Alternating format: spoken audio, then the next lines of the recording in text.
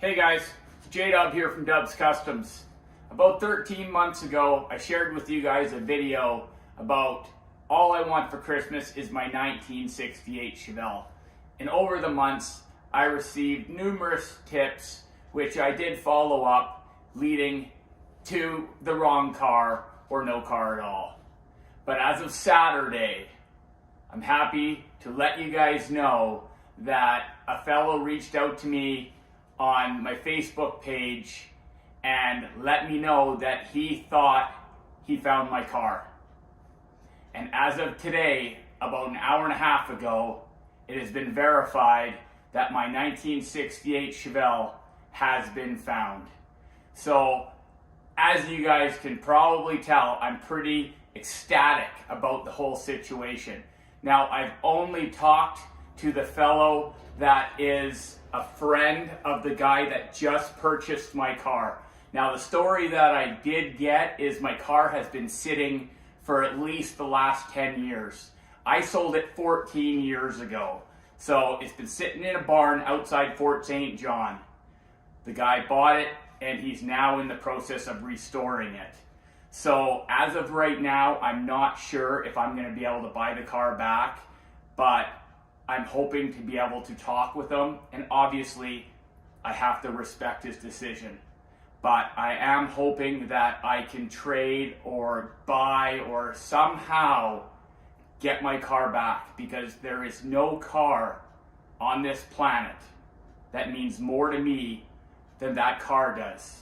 Yes, it's not a true SS, and no, it's not perfect, and it has damage on the frame that I had to fix. It's a little bit of a bastard child, I guess you could say, but it was mine. And I've been searching for it for a long time, and not much time goes by without me really thinking about it. So somehow I'm going to figure out how to get this car back. But I've got a few new pictures of the car, and I will show you guys how I can tell it's my car. Again, it was stored for over 10 years in a barn, so that doesn't give much time for changes to happen. It was only possibly driven for 4 years before it got in that barn. So when I look at it, when I look at this picture right here,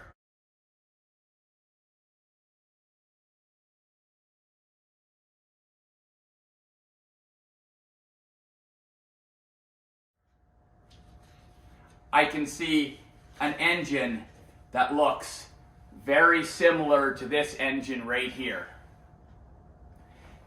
It's hard to deny that it's the same engine. This picture was when I was first putting it in the car. It was before any of the extras was put on, but it's pretty clear it's my engine from my car. The other telltale sign is this steering wheel.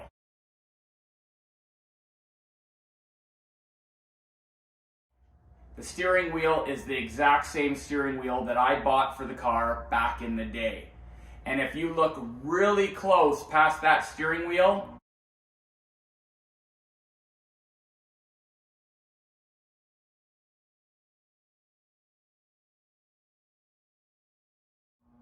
it's the 8-ball shifter that I rocked back in the day when I was slamming through those gears.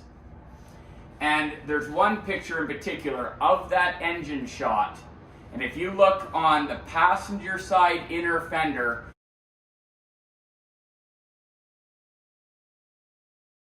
there is a fuel pump, a fuel filter, and a fuel regulator. I was very proud of that back in the day, but as anybody knows, an electric fuel pump should not be up on the front fender. And back in the day, that fuel pump failed on me, and I didn't know why, so I purchased another one.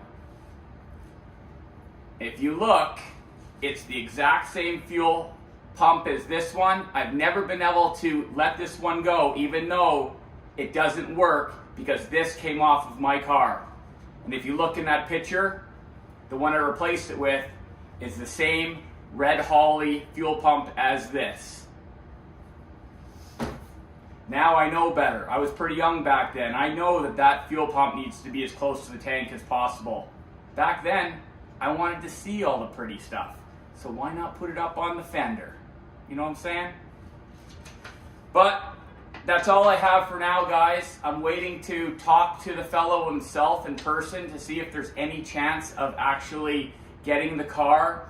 If not, at a bare minimum, I'm going to drive the 11 hours from Kamloops to Fort St. John to even spend 20 minutes with my old car.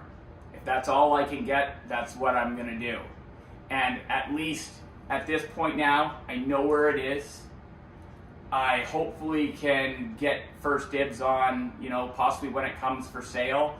But man, I really want to be that guy that restores this car after all these years. I had big plans for this car, and man, would it not be amazing if I actually got to follow through with it.